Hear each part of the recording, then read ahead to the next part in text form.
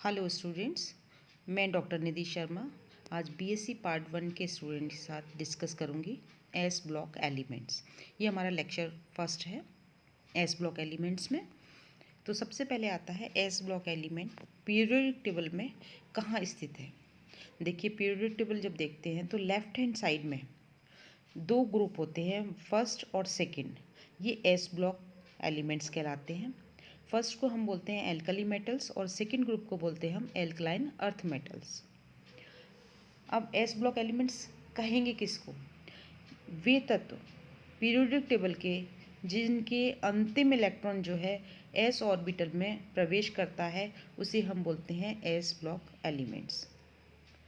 ये आवर्त सारणी में फर्स्ट और सेकंड ग्रुप में उपस्थित होते हैं।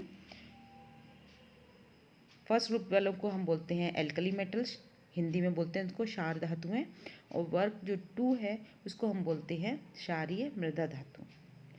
इनका जो सामान्य इलेक्ट्रॉनिक कन्फिगरेशन होता है वो NS1 या NS2 होता है। ये बाह्यतम कोश के 1 या 2 इलेक्ट्रॉन को डोनेट करने के बाद नियरेस्ट नोबल गैस का इलेक्ट्रॉनिक कन्फिगरेशन एडॉप्ट कर लेते हैं और स्टेबल कैटाइन बना देते हैं। देखिए, एल्कली मेटल्स और एल्कलाइन अर्थ मेटल्स इनको क्यों कहा जाता है कि जो एल्कली मेटल्स हैं वो वाटर के साथ में रिएक्ट करके हाइड्रोक्साइड्स बनाते हैं, जो बहुत स्ट्रॉन्ग हाइड्रोक्साइड्स होते हैं, इसलिए हम इनको बोलते हैं एल्कली मेटल्स। सेकेंड ग्रुप के जो एलिमेंट्स हैं, बेरिलियम को छोड़कर सभी एल्कलाइन अर्थ मेटल्स जो हैं वो अर्थ क्रस्ट में ऑक्साइड या हाइड्रोक्साइड के फॉर्म में पाए जाते हैं, इसलिए हम इन्हें बोलते हैं क्षारीय मृदा धातु। एस ब्लॉक एलिमेंट्स के कुछ स्पेसिफिक कैरेक्टर्स होते हैं। देखिए, जैसे एस ब्लॉक के जो एलिमेंट्स हैं वो सभी कैसे हैं? मेटल्स हैं, और ये सब हाईली इलेक्ट्रो पॉजिटिव हैं। इनका जो आयनाइजेशन पोटेंशियल होता है वो बहुत लो होता है, इसीलिए ये जो मेटल्स हैं वो हाईली रिएक्टिव होते हैं। इसके अलावा ये जो मेटल्स हैं वो सब बहुत लो डेंसिटी वाले और लाइट होती हैं। ये बहुत सॉफ्ट होते हैं मेटल्स, और इनको चाकू या ब्लेड से काटा जा सकता है।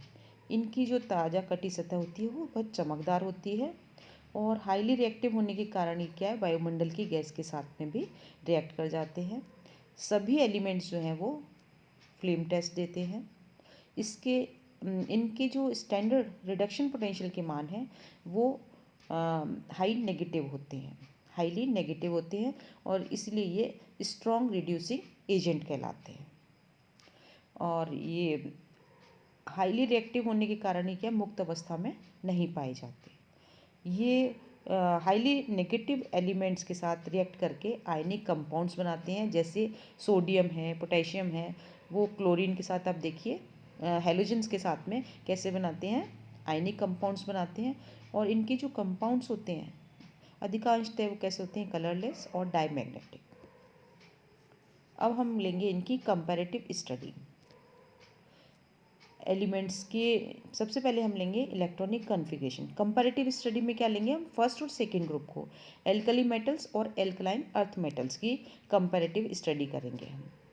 देखिए, electronic configuration of alkali metals, इसमें lithium, sodium, potassium, rubidium, caesium and francium, ये इनके एटॉमिक नंबर दिए हुए हैं। लिथियम का 3, सोडियम का 11, पोटेशियम का 19, रुबिडियम का 37, सीजियम का 55 एंड देन फ्रेंशियम का 87।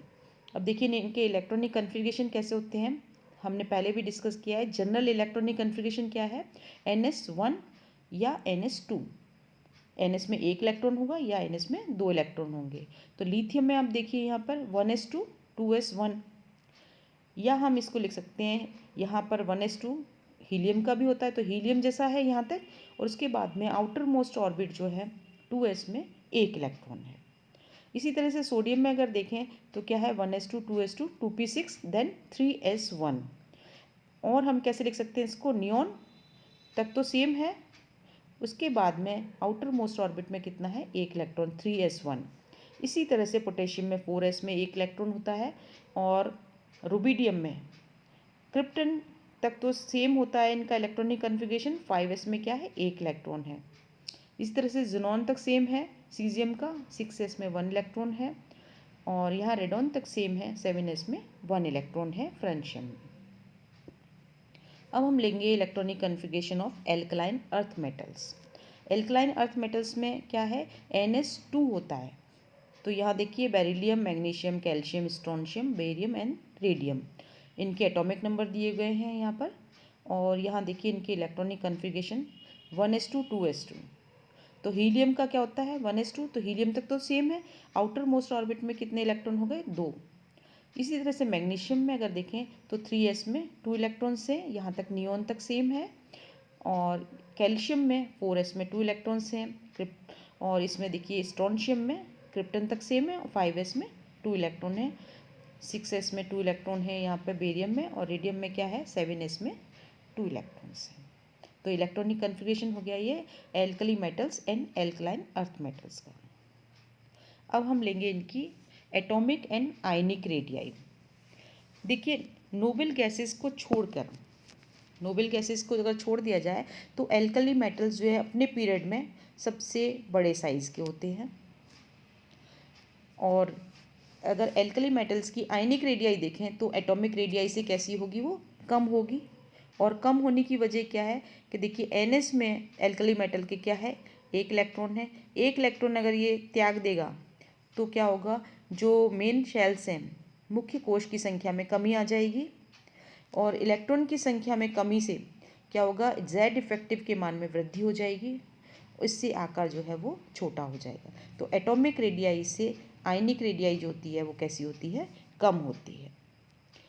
अब देखिए एल्कलाइन अर्थ मेटल्स की जो एटॉमिक एंड आयनिक रेडियाई है वो एल्कली मेटल्स से हमेशा कम होती है। क्यों कम होती है, देखिए फर्स्ट ग्रुप में जो आउटर मोस्ट ऑर्बिट में जो इलेक्ट्रॉन है NS में कितना इलेक्ट्रॉन है 1 इलेक्ट्रॉन। अब जब सेकेंड ग्रुप के जो आउटर मोस्ट ऑर्बिट है NS में 2 इलेक्ट्रॉन होते हैं, तो इसमें क्या होगा, ये एक एक्स्ट्रा जो इलेक्ट्रॉन है वो कहाँ जाएगा NS शेल में ही जाएगा। और इसके साथ ही क्या होगा, जो न्यूक्लियस है उसमें एक प्रोटॉन बढ़ जाएगा। प्रोटॉन बढ़ने से Z इफेक्टिव का मान बढ़ जाएगा और इनके साइज़ में जो है वो कमी आ जाएगी। तो एल्कलाइन अर्थ मेटल्स की एटॉमिक एंड आयनिक रेडियाई के मान एल्कली मेटल्स की कंपैरिजन में कैसे होते हैं, कम होते हैं। अब ये देखिए वैल्यूज़ देखिए इनकी, यहाँ दिए हुए हैं हमने एल्कली मेटल्स के हैं ऊपर, और दूसरी जो है वो किसके हैं, एल्कलाइन अर्थ मेटल्स के हैं। अब लिथियम का देखिए sodium, lithium, potassium, rubidium, caesium and francium. तो इनके जो साइज़ हैं कैसे हैं, एटॉमिक रेडियाई जो है लिथियम की कम है, उससे बढ़ती चली गई है, कोशों की संख्या बढ़ी है, इसलिए इनका जो रेडियाई का मान जो है एटॉमिक रेडियाई का मान बढ़ गया है।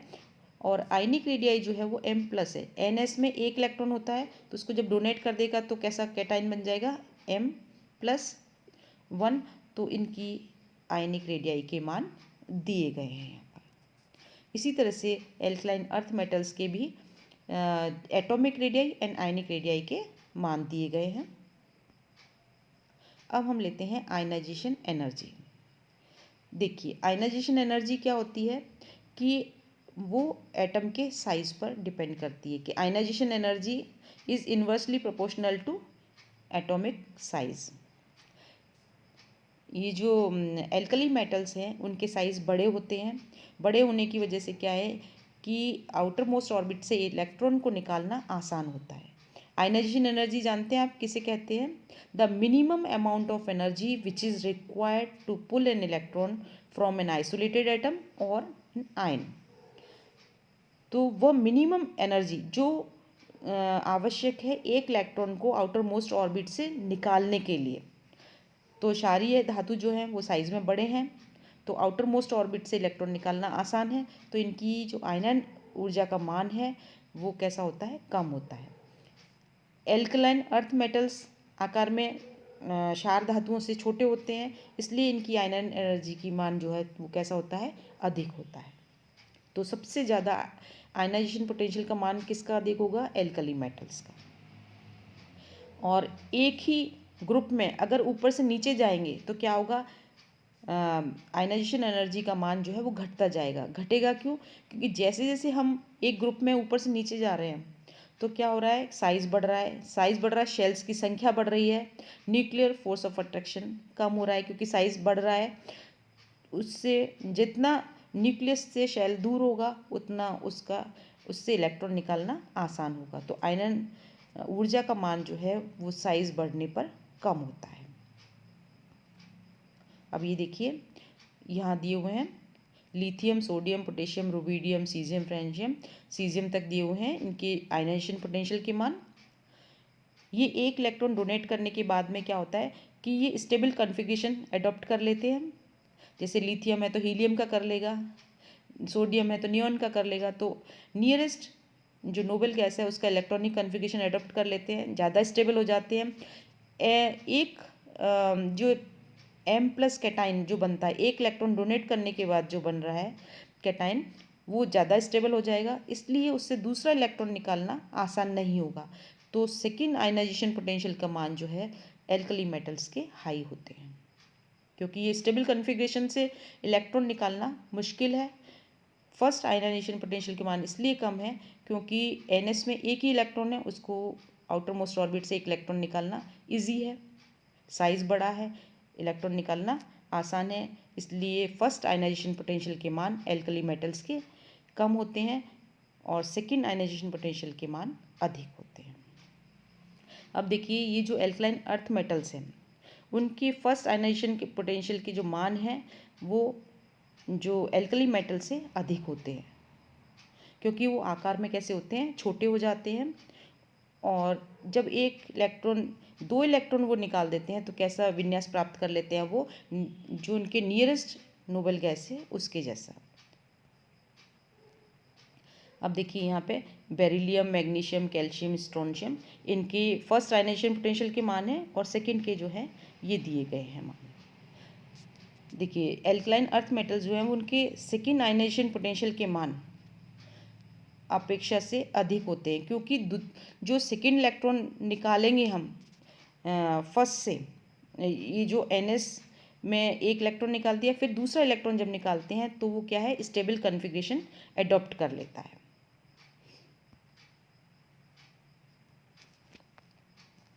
देखिए ये यहाँ पर देखिए इसका स्टेबल कॉन्फ़िगरेशन अडॉप्ट कर लेता है।